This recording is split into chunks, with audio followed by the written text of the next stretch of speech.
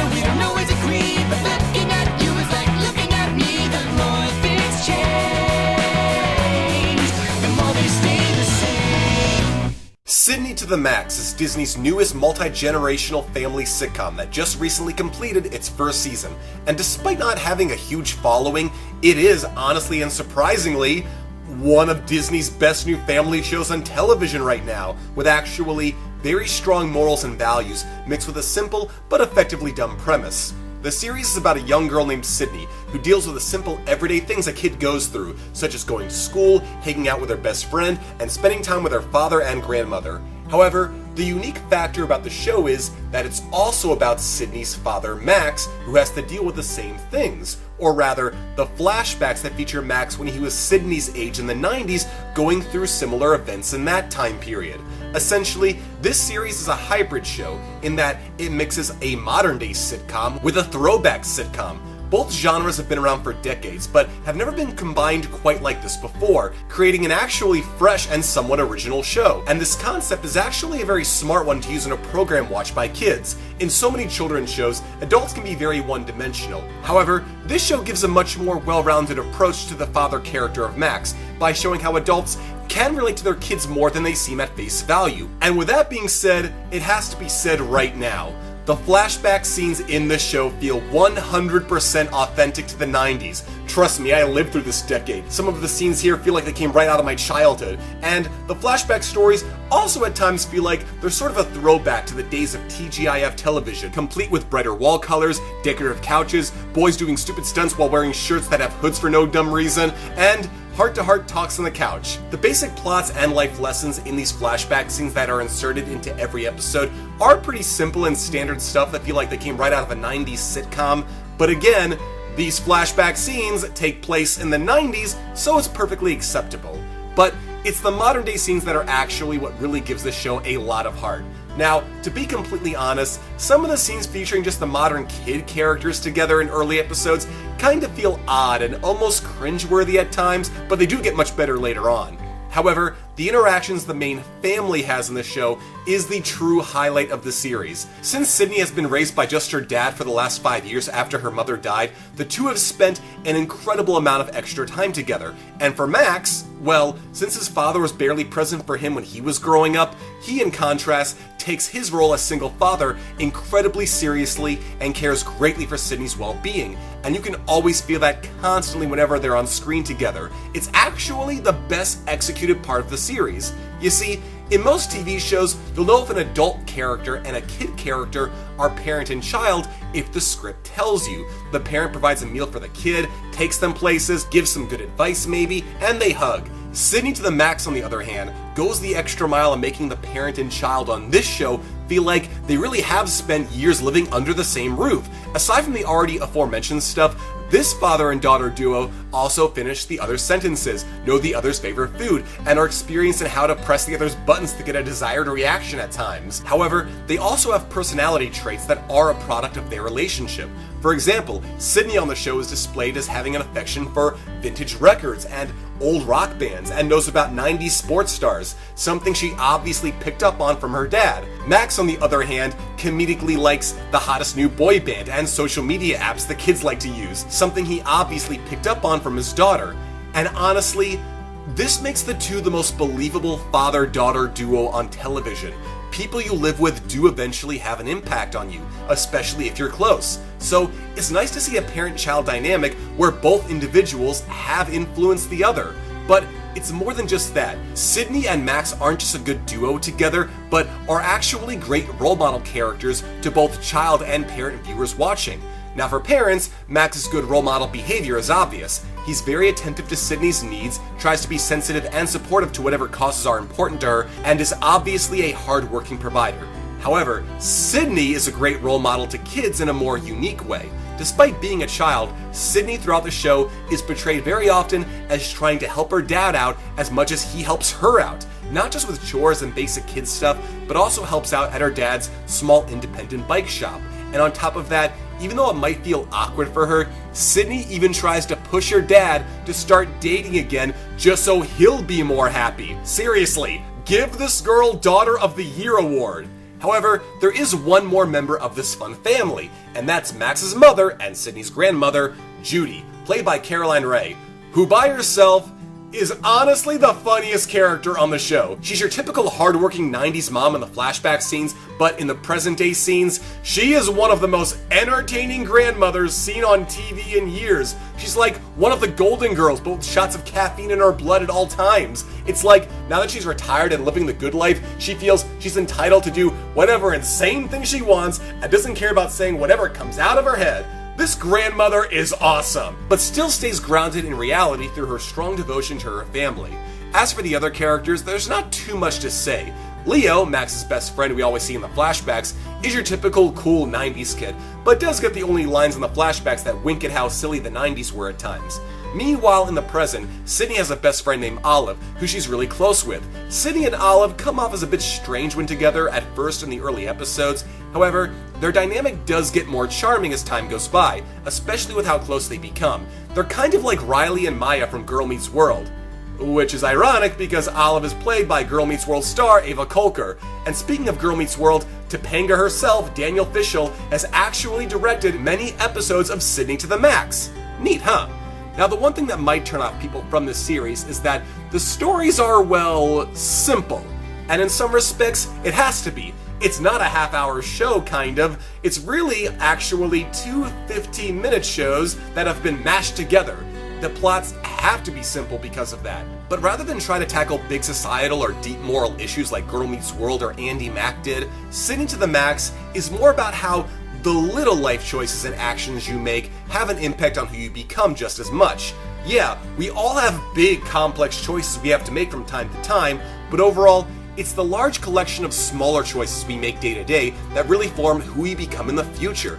Choices like choosing not to lie to your friends over a silly little issue while having a sleepover, spending time with a family member while they seem lonely one night, and staying dedicated to a science fair project might not seem like the most important choices in your life, but constantly choosing to be honest, loyal, and hardworking with every little decision you have to make does play an important part in making you an ideal business leader, spouse, and/or parent one day. Sydney to the Max may not be tackling the big groundbreaking subject matter other cable shows do, but it doesn't need to. Sometimes tackling the small issues and choices we all deal with day to day can be just as important.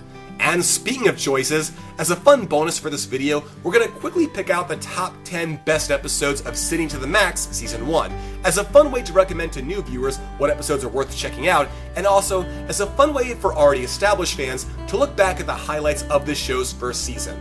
And so, here we go. Number 10. I Know What You Did Last Sleepover. In the episode that best showcases Sydney and Olive's friendship, we get a story where Olive stays a whole week with Sydney and her dad. Now, in this situation, Sydney and Olive learn they don't gel together as well when sharing a room, resulting in the two having to overcome new obstacles in their still growing friendship. Number 9. Can't Die This. In the very first episode of the series that introduces all of the characters, Sydney wants to get her hair dyed despite her father's objections. Despite some not too good humor early on, the strong affection and believable chemistry between the family characters is very apparent from the get-go, ending with a much more grounded heart-to-heart talk between Sydney and her dad versus what most other sitcoms do with parents and their children. Number 8. Dancin' La Vida Loca. After discovering a box with her name on it, Sydney discovers her late mother's ballet outfit and sees it as a sign that she should try ballet herself. The majority of the episode from this point on is your standard underdog getting better at a talent story. However, the story ends on a much more mature note when Sydney realizes she doesn't like ballet that much, but feels like she should because her mother did. This results in Max telling Sydney that she can still be like her mother by being determined and working hard like her, rather than do the exact same thing she did. A pretty good message overall. Number 7. Caved and Confused. Sydney and all of her ladies in her life repurpose the basement into a girls-only hangout spot, leaving Max feeling left out of Sydney's life. Now, despite being a growing young woman that does need some more personal space, Sydney in the episode still learns she has to find a balance between doing strictly girl stuff and doing father-daughter stuff she does genuinely still want to do with her dad. Number 6. Nothing But a Dance Thing. Max is eagerly looking forward to taking Sydney to the annual father-daughter dance, but Sydney feels she's outgrown the seemingly childish tradition and lets her father know this. However, in the end, Sydney decides to go with her father anyway, not because it means a lot to her, but because it means a lot to her dad, because sometimes when you love somebody, you have to step outside of your comfort zone. Number 5, You've Got Female. In the only episode of the season that kind of tackles a more serious issue, after Sydney is denied admittance into a school after-school band club because she's a girl, Sydney begins to protest in her school to change the way the clubs are run. It might not seem like a large-scale issue,